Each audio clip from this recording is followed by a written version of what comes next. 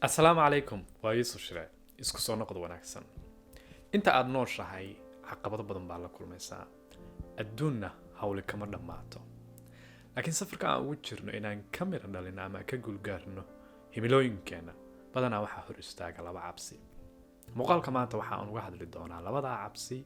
waxa ay salka ku hayaan iyo sida looga gudbi karayo haddii aad channelka ku cusub tahay fadlan subscribe like lana sii wadaaga asxaabtaada waa tahay marka qodobka koowaad ee ka hor istaagna ama cabsida koowaad ee ka hor istaagsan in aad ka guulgaartid qorshahaagii ama hadafkaagii waxa weeye cabsida fashilka, the fear of failure. Cabsida fashilku ama sida dadka qaybtada u yaqaanaan atikiphobia waa marka ay cabsidu ka hor istaagtay in aad tallaabo hore ugu qaadid ama aad goolkaagii aad u dhawaatid oo dhanka u dhaqaaqdid markastoo istiraahadid hawl ama qorshe aad ku fikiraysid istiraahadid samee ay cabsigii ka hor istaagto. Marka badan cabsidaas waxay isku soo bandhigtaa in ay u soo muuqato si self sabotage oo kale in aad adigu isdhaliishid oo tiraahdo niyo anugu maliha awoodda hawshan lagu qaban karayo in aad dib dhigatid oo aad tiraahdo niyo maalin kalaan qabanaya ama perfectionism waxaan ay dhahaan oo aad tirahdid maya niyo hawsha haddii aanan u qabanin sida u sarreysa sida u saxsan oo quruxda badan ma qabanayo. Marka cabsidan ma aha wax runtii aanu ku dhalanay oo cabsida gadaal baa laga bartaa. Mid ka mid ah qoraayada baa tusaale wuxuu soo qaadanaya buugtiisa akhrinayay ciyaalka yaryarka oo kale marka ay socodka baranayaan. Marka ilmuhu markuu socodka baranayo 10 jeer buu dhacaa maalinkii iyo ka badan darbi madaxa ku dhufsanaya ciidu afka la gelaya laakiin marna intuu gaar fariistay ma oranayo socodkan malaha ani ima aha hawlahayga maahay ma iska dhaafaa ma soo oranday way istaagaan marka labaad bay istaagaan way socdaan way isku dayaan ilaa ay caadi socodka u bartaan. Marka cabsidan iyo isdhiibiddu waa wax gadaal laga barto. Cabsidu waa wax caadi oo insaanka ku jirto DNA-ga bay ku jirtaa inuu qofku mararka qaybtood ay emotionkaagu ku yiraahdaan waxaan ama dhibkaa soo gaaraa maskaxdaada ay soo gasho oo waa wax insaanku intaas sano uu la soo jiray laakiin inaad isdhiibtid oo ay cabsidu ka hor istaagtay inaad dhaqan gelisid ama dhaqaaqdid waa wax gadaal laga barto. Marka maxay salka ku haysaa xagee ka timaada badanaa waxay ka timaadaa saanu sheegnay yani waa waxaan gadaal ka baranay khibrad ciyaalnimadaadii oo kale bulshadu say kuula dhaqantay sidii ama hawlo kale oo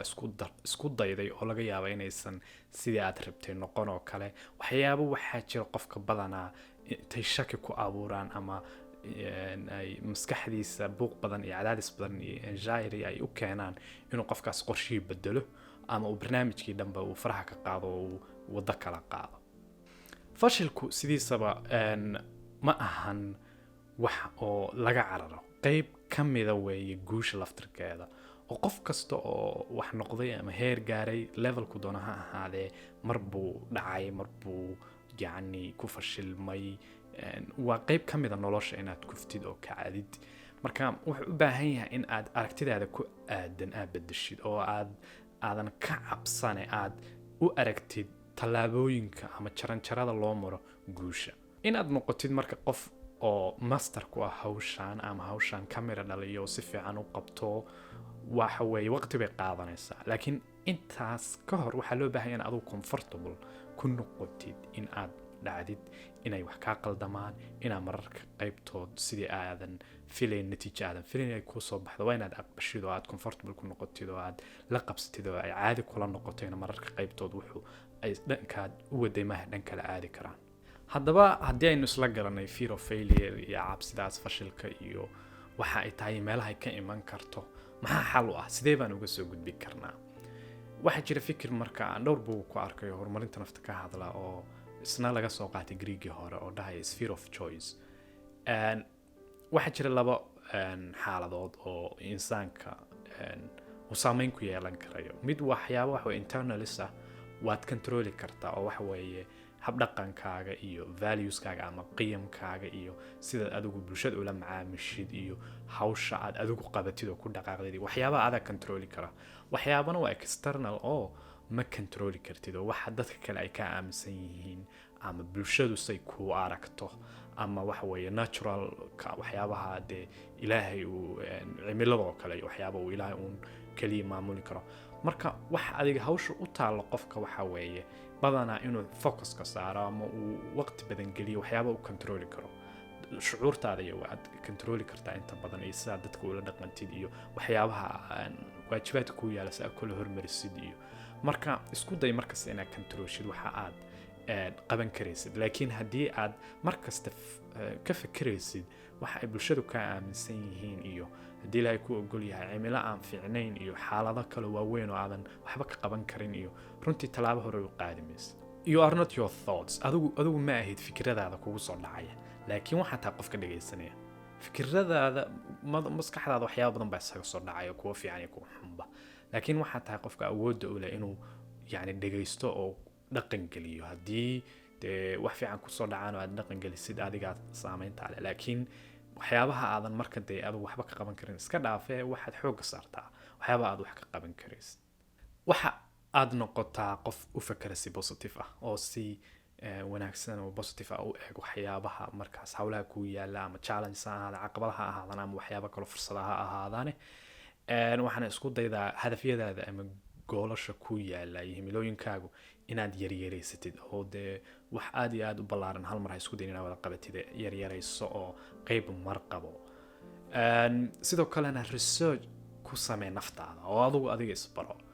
yaa tahay maxaad qaban kartaa maxaad jeceshahay maxaa khad cagaaran ama khad cas ku ah xaggee baad waxa weeye u socotaa inaad adigu isbaratid oo aad runtii research ku samaysid waxyaabaha limitkaaga ah iyo waxyaabaha aad qaban kartid iyo waxyaabaha aad doonaysid inaad ka miro dhalisid cabsida labaad ee badan dadka curyaamisa waxa weeye cabsida guusha waxa laga yaabaa inaad isleedihiin okay cabsida fashilka fahanay oo dadka dhan inay wax ku fashilmaan way ka baqaan waa wax jiro aad iyo aad u ballaaran laakiin see guusha looga cabsadaa guushu waa wax loo socday halka loo socday loo hardamayo loo jihaaday waxa way halkanka loogu jiray waa in guul la gaaro guusha see looga cabsadaa laakiin waa wax jira inkastoo ay sida u badnayn midda cabsida kale commonka ah misna dad badan baa waxay ka cabsadaan guusha marka qoraalada badan dadka qoraan waxay dhahaan dadku runtii kama cabsadaan guusha waxay ka cabsadaan brace tagga waxa la yimaada guusha goorta guusha gaadhid yani xaaladaha ama isbedelada la yimaada guusha bay dadku badi ka cabsadaan oo tusaale haddii aad ganacsi samaysido ganacsigaas uu statuskaaga noloshaada bedelo dee waxa laga yaabaa inaad ka dhex baxdid bulshadaadii oo kadibna qofku intuusan maskaxdiisa ka sawirto isagoo isbedelay oo meelo kala aaday oo level kala aaday oo kadibna uu yiraahdo oo uma baahni malaha ama fiicanta in dadkii ku dhex jiro ama dadkaygii waxay ii arkayaan qof ka dhex baxay oo ciyaalka xaafadda dhalinyaradeedii ama ka dhex baxa marka guushaas qofka waxa laga yaabaa inay isbedeladaas ku dhacay uu arkaba wax dhiba oo aan la qaban karin guushu sidoo kale Bob Proctor nin la dhaho wuxuu leeyahay qeexitaanka guusha sidiisaba wax la isku khilaafsan yahay oo ilaa hadda aan loo hayn qeexid rasmi ah laakiin wuxuu isagu dhahaa waxa ay dadku ka cabsadaan waa mas'uuliyadda responsibility-ga oo haddii hawl aad qorshe degsatay oo kale qorshaas uu tafaballaarto oo qorshe weyn noqdo oo aragtid maskaxdaada inuu waxa suurtagal yahay oo dhici karayo laakiin uu u baahan yahay hawl badan iyo shaqo badan dad badan baanan u dhaqaaqin ama talaabo hore u qaadin maxaa yeelay waxay og yihiin hawsha goortay kiciyaan in mas'uuliyad badan la imanayso marka mas'uuliyaddii oo laga cabsanay awgeed bay dad badan u qaban shaqadii taasna waa mid keeni karta inuu qofku ka cabsado guusha waxaan hadday ballaartaan oo waxa way ganacsigan oo 24 branch noqdo hawlahan badan ma ana qaban karo mas'uuliyad ka carar dad badan oo commitmentiga ka baqay mas'uuliyadda ba waxay talaabo u qaadi laayihiin waxay ama hadafkooda u gaari laayihiin iyo ka cabsanay mas'uuliyaddaas sidoo kale waxyaabaha iyadana waxa keeni kara dabcan falcelinta bulshada haddaysan bulsho supportive ahayn oo goortaad wax yar isbedel samaysid ba loogu dhahayo hebel waa isbedeshay iyo ama khibrado hore iyo waxyaabahaas oo dhan baa keeni kara qofka inuu ka cabsado guusha marka haddii aad adigu og tahay waxa aad ka cabsanaysa ama hadafkaaga ka hor istaagayn inay yihiin cabsida guusha waa bilow fiican kaliya waxa u baahan tahay inaad xoogga saartid inaad ogaatid cabsidaas qaab nooceeya bay u soo banbaxdaa qaab nooceeya bay isku kaa tustaa waxa kaloo ka caawin karaya in aad khiyaal samaysid inaad maskaxda ka sawiratid imagine garaysid adoo guulaystay oo aadan taasna threat u aragtid runtii wax positive ah oo sidoo kale aad iska yaraysid stresska iyo walaaca badan ee maskaxdaada mararka qaybtooda ay intay ku qaado mustaqbalka ku geyso runtii markaa marxaladii aad joogtid kaa qaadaysa. marka stresska iyo walaaca badan iska yaree, cunno fiican cun, oo exercise badan samee, cibaado badan samee. waxyaabahaas waxay kaa caawin in energy badan heshid oo aad hawshaa ku dhaqaaqdid oo aadan aad uga walwalin mustaqbalka fog. ugu dambeyntiina haddii aad heli kartid qof professional oo kaa waaya aragsan oo ku caawin karo, talo tusaale kaa siin kara, xaaladaada usoo bandhig. haddii aad tahay cabsidaada midda guusha ama midda fashilka, labadaba way fiicanta marka qaybta qof kaa waaya aragsan ama kaa khibrad badan in aad la wadaagtid waxyaabaha markaas maskaxdaada ka guuxay ama aa u aragtid inay ka hor istaagsan yihiin in hadafkaaga iyo ka mira dhalisid himilooyinkaaga. waa tahay intaasaan kusoo gabagabaynay. waxaan rajaynayaa in muuqaalkan ku anfaco. bal adiga nagula wadaaga qaybta commentiga, labada cabsi teebaa badanaa ka hor istaagta ama aad aragta ama naftaada inay aada uga fakarayso, qaybta commentiga noogu reeb. sidoo kale haddii uu muuqaalkan ku cajabiyay fadlan la wadaaga asxaabta iyo walaalaha. haddaa channelku cusub tahayna subscribe, share, like, lana sii wadaaga asxaabtaada. ilaa kulanti dambe oo xiiso leh, waa Yuusuf Shiro oo idinle isma dhaafin. assalaamu calaykum.